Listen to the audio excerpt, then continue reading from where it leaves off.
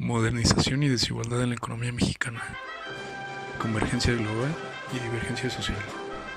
La primera globalización económica de la historia. La Nueva España fue un centro minero tan importante que ya para el siglo XVIII producía el 60% de toda la plata del mundo.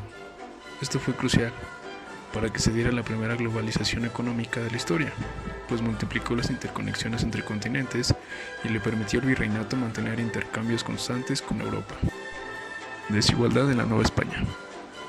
En el siglo XVI se hacía distinción entre españoles, indios y negros. Los mestizos tenían todos los derechos del padre. Hacia fines del mismo siglo comenzaron las restricciones a sus derechos. Se fue dando importancia a la pureza de sangre, adoptándose sobre esa base un sentido jerárquico que se completó hacia el siglo XVIII. El régimen colonial español designó los resultados del mestizaje con el nombre de castas y la legislación precisó los derechos y deberes de cada una de ellas. Las castas tenían posibilidades distintas para el acceso a cargos públicos, diferentes funciones en la milicia, particulares trabajos y ocupaciones, y estas estaban sometidas a desiguales regímenes tributarios, llegando a la segregación y a la prohibición de matrimonios entre diferentes. En la práctica, mestizos y mulatos de sangre india o negra atenuada y de buena posición económica o social obtenían los derechos de los blancos. Hace 200 años, México sufría de niveles máximos de extracción por parte de las élites, maximizando la desigualdad que permitiera extraer tanta riqueza como fuera posible. En estas mediciones, las élites novohispanas lograron perfeccionar la explotación al estado del arte, asegurándose de mantener a la mayor parte de la población en condiciones apenas de subsistencia. En esa sociedad, al igual que toda América Latina, la dinámica de la concentración del ingreso y de la riqueza era determinada por la clase social a la que se pertenecía, y con ello el acceso a otros derechos, es decir, en el mundo del México colonial, la clase era determinada por el ingreso y este a su vez determinaba la política, la justicia y casi todos los aspectos de la vida en sociedad. Hoy en día no es muy distinto. La globalización en México, siglo XIX.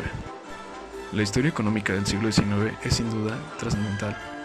Para conocer los detalles del crecimiento económico mundial, se trata de un siglo caracterizado por la creciente integración de las economías nacionales, cuyo crecimiento está asociado a lo que se conoce como revolución industrial. México no sería la excepción e intervino en la primera globalización a través de su sector externo. Los efectos de este proceso llegarían a México a partir de la década de 1870, que a su vez coincide con la llegada del general Porfirio Díaz al poder,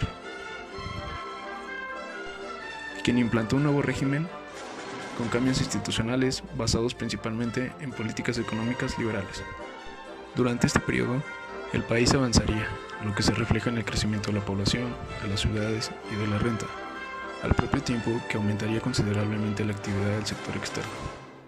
La incorporación del país a los entornos económicos internacionales tienen una problemática, y es el entender que en México, desde el origen propio del capitalismo, se diseñó una estructura económica basada en la generación de un modelo distorsionado, que llevó a una mala distribución de la riqueza y que además de manera estructural e institucional, se creó un modelo económico que favorecía la inequidad y la injusticia distributiva en sí misma, de tal forma que podemos decir en líneas genéricas que esto sentó las bases de un sistema injusto y tendiente a generar y conservar una gran cantidad de pobres debido a un origen estructural del diseño del capitalismo en el país. La manera en que se insertó México a la economía mundial fue de forma muy discreta en cuanto al plusvalor de los productos con los que participó en este mercado internacional, ya que dentro de la División Internacional Trabajo, en el contexto de la época, fue como productor y exportador de materias primas, es decir, de manera principal exportaba, por lo que tampoco podemos decir que jugó un papel muy importante en cuanto a las ganancias de un mercado internacional que cada vez más tendía a la comercialización de metales e incluso ya de transferencias tecnológicas.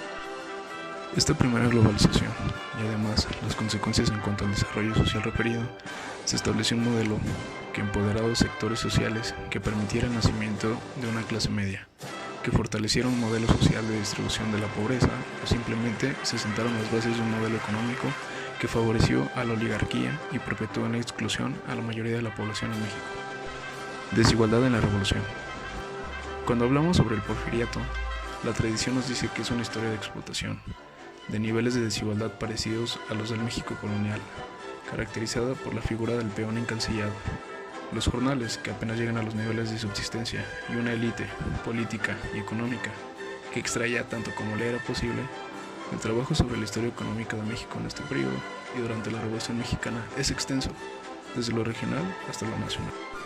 Cambiaron los niveles de subsistencia de la población, primero creciendo durante una buena parte del Porfiriato y después cayendo rápidamente a lo largo de los últimos años de la dictadura. Cuando la revolución estalló, el salario de los trabajadores en promedio apenas se encontraba ligeramente arriba de la subsistencia.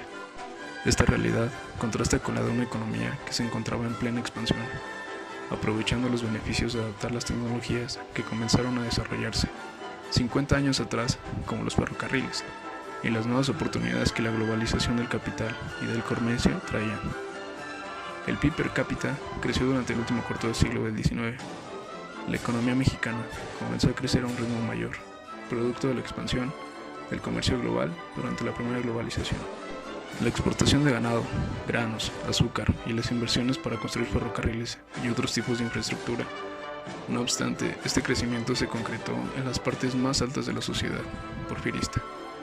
Las clases medias y la población rural, que llegaba al 60% del total, no vieron beneficio alguno, incluso vieron sus niveles caerse. Desigualdad en el México del siglo XXI. México es uno de los países más desiguales de América Latina. Aunque en los últimos años se registraron algunas mejoras en la distribución del ingreso, relacionadas sobre todo con las remesas y la diversificación de actividades en el medio rural, la situación sigue siendo crítica. La desigualdad en México es un fenómeno complejo y multifuncional, que se relaciona y se retroalimenta con la discriminación ética, de género y de lugar de residencia. Para poder mantener su nivel de vida, los hogares se han visto obligados a enviar a más miembros del grupo familiar a trabajar, como las mujeres, los jóvenes e incluso los niños, y a aumentar el número de horas que trabajan. Mientras que nuestro país es la 15ª economía del mundo y tiene el hombre más rico de América Latina, la mitad de la población vive en pobreza por ingresos. La Secretaría de Economía ha determinado 6 clases sociales en México, desde los sectores más bajos, conocido como la clase baja, hasta la población más privilegiada, desde los tiempos de la colonia, la clase alta. La clase baja se estima que representa el 35% de la población y está constituida por trabajadores temporales e inmigrantes, comerciantes informales, desempleados y gente que vive de la asistencia social. Clase baja alta. Se estima que es aproximadamente 25% de la población nacional y está conformada principalmente por obreros y campesinos agricultores. Es la fuerza física de la sociedad, ya que realiza arduos trabajos a cambio de un ingreso ligeramente superior al sueldo mínimo. Clase media baja, formada por oficinistas, técnicos, supervisores y artesanos calificados. Sus ingresos no son muy grandes, pero son estables. Se estima que sea el 20% de la población nacional. Clase media alta. Incluye a la mayoría de hombres de negocios y profesionales que han triunfado y que por lo general constan de buenos y estables ingresos económicos. Se estima que sea aproximadamente 14% de la población nacional. Alta baja. La integración familiar de las familias que son ricas de pocas generaciones atrás. Sus ingresos económicos son grandes y muy estables. Se estima que sea aproximadamente el 5% de la población nacional. Clase alta. La componen antiguas familias ricas que durante varias generaciones han sido prominentes y cuya fortuna es tan añeja que se ha olvidado cuándo y cómo la obtuvieron. Se estima que sea aproximadamente 1% de la población nacional. Los 110 años de la Revolución Mexicana y 103 de la Constitución que ésta produjo, nos caería bien pensar a la larga la evolución de la economía mexicana, para que verdaderamente se modernice y tener una sociedad más justa y más igualitaria. Tenemos que reconocer en todo lo que nos hemos equivocado, casi durante los últimos 12, 30 o 100 años. México hoy es una economía muchas veces más rica y sin embargo, aún podemos encontrar muchos paralelos entre los ganadores y perdedores. De esta, la globalización de cada época y la falta de políticas